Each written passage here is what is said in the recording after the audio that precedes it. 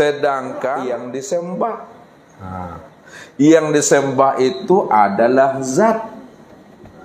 Siapa nama zat? Adalah Allah. Pada diri insan rupa apa? Ruh. Karena tidak ada diri Bapak Ibu di sana, yang ada hanya diri Allah, maka sebenarnya dalam penyebutannya mengungkapkan bahasa kias, perumpamaan, yang menyembah itulah yang disembah. Yang menyembah itulah yang disembah. Yang disembah itulah sebenarnya yang menyembah. Bahwa yang menyembah dengan yang disembah itu satu juga orangnya Bapak Ibu. La sholata illallah. Ya, la yazkurullah illallah. Tidak ada yang sholat melainkan yang sholat itu hanya Allah. Tidak ada yang mengingat dan yang diingat melainkan yang mengingat dengan diingat itu hanya Allah. Wa'buduni hadza sirati mustaqim. Akulah yang menyembah dan memuji akan diriku sendiri.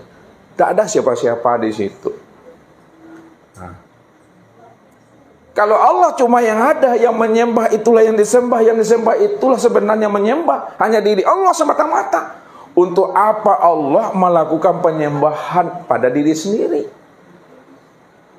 Sebenarnya Bapak Ibu, kalau kita sudah sempurna pemahaman kita kepada satu wujud, yaitu Allah, la sautun wala harfun. Tidak ada lagi suara, tidak ada lagi kata. Tidak ada lagi ucapan dan pertanyaan siapa yang menyembah, siapa yang disembah. Hilang kalimat itu, hilang bahasa itu. Kalau dizahirkan juga sempurna kalimatnya itu, Allah itu ingin menyaksikan akan kesempurnaan dirinya sendiri. Dirinya lah yang besar, dirinya lah yang terpuji, dirinya lah yang maha indah. Ketika Allah menyaksikan akan kebesaran dirinya sendiri, kesempurnaan dirinya sendiri, pujian diri sendiri, tujuannya bahwa tidak ada lagi yang wujud, yang besar, yang terpuji, dan yang maha indah melainkan aku, kata Allah. Akulah sebenarnya yang menikmati akan fi'il diriku sendiri dengan kelakuan aku sendiri, kata Allah. Jadi Allah itu sebenarnya yang menikmati, yang menjalani akan perbuatan diri sendiri. Tak ada perbuatan siapa-siapa. Kalau Bapak Ibu sudah paham, hanya diri Allah sebenarnya yang menjalani, yang menikmati akan dirinya sendiri, maka tidak ada kata dan bahasa di situ lagi. Tak ada sebutan itu Bapak Ibu. Kalau disebutkan itu dalam rangka untuk menjelaskan, membukakan pahamnya.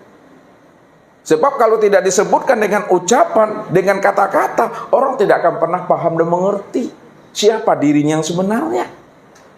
Tapi kalau kita sudah paham siapa diri kita yang sebenarnya, maka ketika itu yang ada hanya diam saja. Diam dalam artian paham, diam dalam artian mengerti. Tinggal menjalani aja lagi Bapak Ibu. Itulah duduknya menikmati.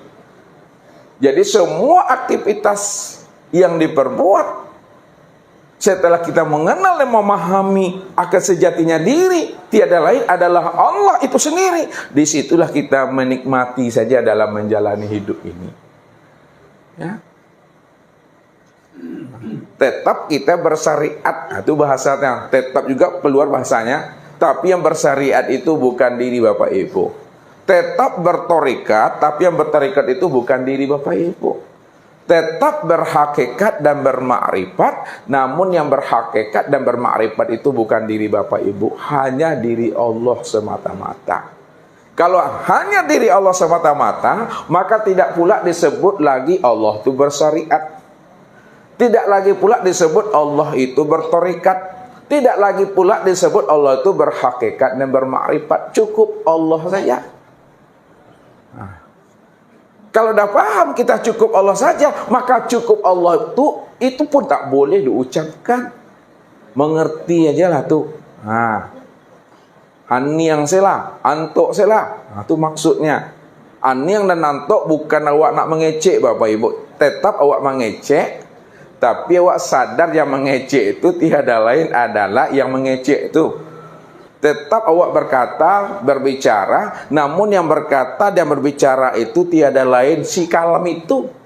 Si kalam itu aku. Akulah sebenarnya yang berkalam itu, kata Allah. Tidak ada siapa-siapa. Aku memahaminya ke dalam diri.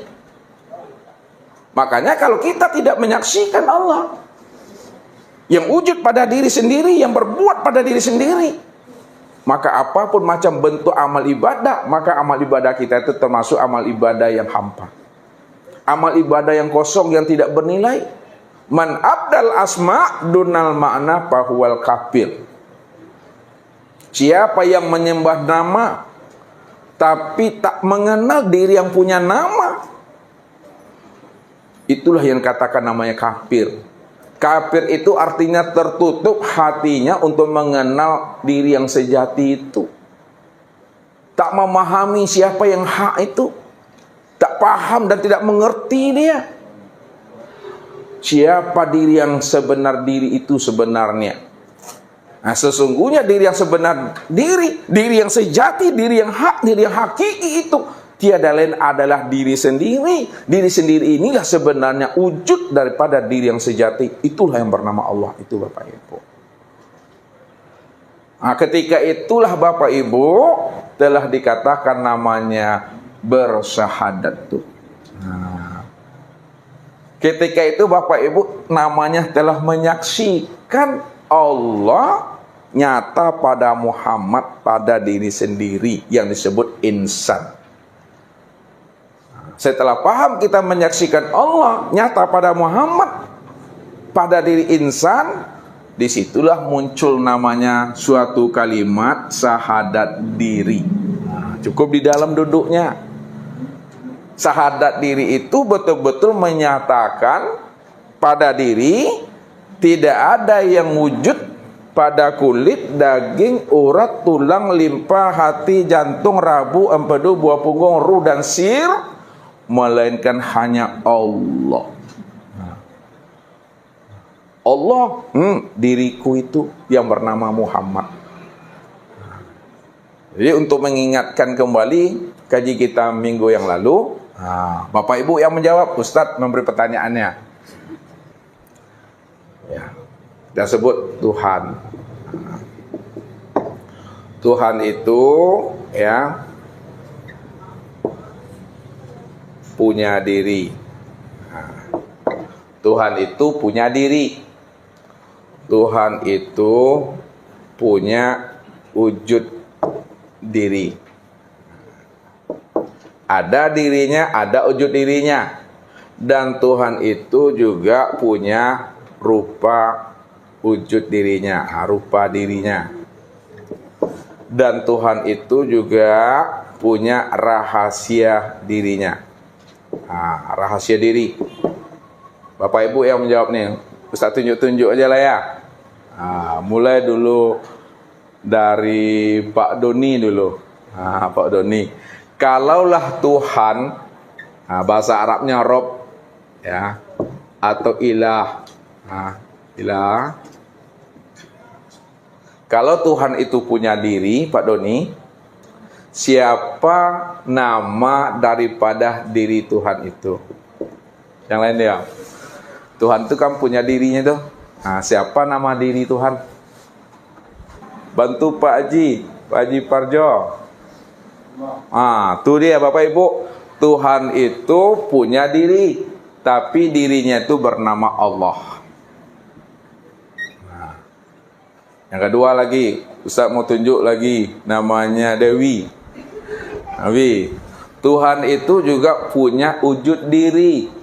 Kalaulah Tuhan itu punya wujud diri, siapa nama wujud diri Tuhan itu?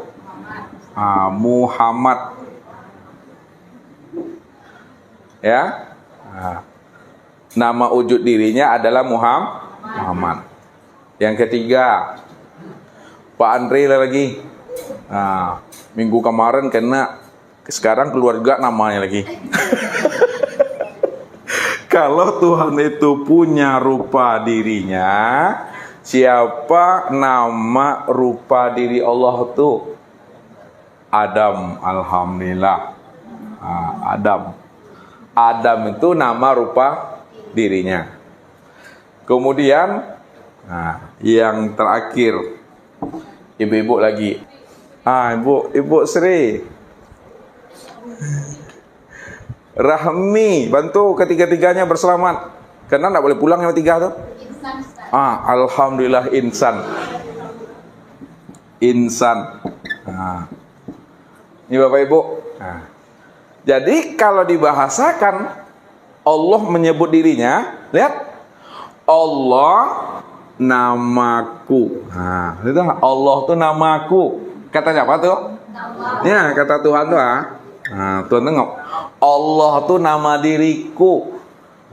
Muhammad itu nama wujudku. Adam itu nama rupaku. Insan itu nama rahasiaku. Aku yang menanggungnya. Menanggung apa maksudnya? Aku yang menanggung zat, sifatku, asmaku, dan af'al aku, kata Allah. Tak ada siapa-siapa di situ. Jadi pandangan Bapak Ibu itu mesti mampu menilik yang terdalam setiap apa yang dipandang. Ketika kita memandang insan, maka yang terpandang itu adalah Adam. Ketika memandang Adam, maka yang terpandang itu Muhammad. Ketika memandang Muhammad, maka yang terpandang itu adalah Allah. Ketika memandang Allah, maka yang terpandang itu, coba jawab lagi, Pak Edi. Ini naik ke atas gajinya. Paham? Saya ulang lagi. Kalau kita memandang insan, maka yang terpandang itu Adam. Kalau kita sudah memandang Adam, maka yang terpandang dari Adam itu adalah Muhammad. Kalau kita sudah memandang Muhammad, maka yang terpandang itu adalah Allah. Kalau Pak Edi sudah mampu memandang Allah, maka yang terpandang pada Allah itu apa? Yang terpandang itu adalah dirinya. Satu baru tuh terpandang dirinya. Ustaz ngikuti terpandang dirinya. Yang kedua apa? Tuh dia, alhamdulillah, yang terpandang itu sifatnya. Yang ketiga, yang terpandang itu asmanya, tinggal nurun sana itu. Yang terakhir, yang terpandang itu af'alnya. Tuh dia tuh. Kemana tempat memandang diri, sifat, asma, dan af'al itu? Dewi lagi. Tempat memandang diri, sifat, dan asma, serta af'alnya Allah itu, kemana tempat memandangnya? Pada insan. Kalaulah tempat memandang diri, sifat, asma, dan af'al Allah itu pada insan, af'al Allah pada insan, kemana tempat meniliknya, Rahmi? Tubuh. Alhamdulillah. Asma Allah pada insan, kemana tempat memandangnya? Pada hati. Sifat Allah pada insan, kemana tempat memandangnya? Pada ruh. Zat Allah pada diri insan, kemana tempat memandangnya? Kepada sir. Kesimpulannya, tubuh, hati, ruh, dan sirnya insan, inilah yang dikatakan wujudullah. Ini yang katakan wujudullah. Apa artinya? Wujudnya Allah. Disitulah letak memahaminya. Allah mengatakan dalam sebuah hadis qudsi, wallahu, lihat, Wallahu nafsiyun wa ana nafsahu wujudahu. Apa artinya itu? Allah diriku dan diriku wujudnya Allah. Jadi siapa yang mengatakan itu? Tuhan itu sendiri yang mengatakan Allah itu diriku. Maksudnya apa tuh? Allah itu diriku. Allah itu nama daripada diriku ini, Wa ana nafsahu wujudahu. Dan diriku inilah wujudnya. Jadi bahasa makrifat dengan bahasa hakikat. Kalau bahasa makrifat, Allah diriku. Itu bahasa makrifat tuh. Allahnya didahulukan Bapak Ibu. Allah diriku. Bahasa hakikatnya dan diriku wujudnya Allah. Esa dia itu satu dia Bapak Ibu. Kalaulah Allah diriku dan wujudku adalah nyatanya wujud Allah yang mau orangnya pada insan. Ya, insan itu inilah Bapak Ibu sendiri. Di situlah sempurnanya syahadat itu Bapak Ibu. Sempurnanya penyaksian itu. Jadi bukan hanya sebatas melafazkan, bukan sebatas hanya menyebut. Ya, tapi betul-betul paham dan mengerti jelas orang yang kita sebut Allah dan Muhammad itu tiada lain pada diri sendiri. Ya, itu yang pertama. Yang kedua dalam pemahamannya, kita turun ke bawah, memandangnya secara hakikat juga. Asyhadu an la ilaha illallah. Ya, ini yang kedua ya. Apa artinya tadi Ibu? Aku bersaksi tidak ada Tuhan melainkan Allah. Syahadat apa namanya nih Bu? Syahadat tauhid. Walaupun ini disebut syahadat tauhid, namun yang mengucapkan kalimat syahadat tauhid itu siapa? Siapa Ibu-ibu? Iya, walaupun ini dikatakan syahadat tauhid, yang menyebutnya itu adalah Muhammad. Apa kata Muhammad? Aku bersaksi tidak ada yang nyata dan yang wujud melainkan hanya Allah. Itu kata Muhammad tuh.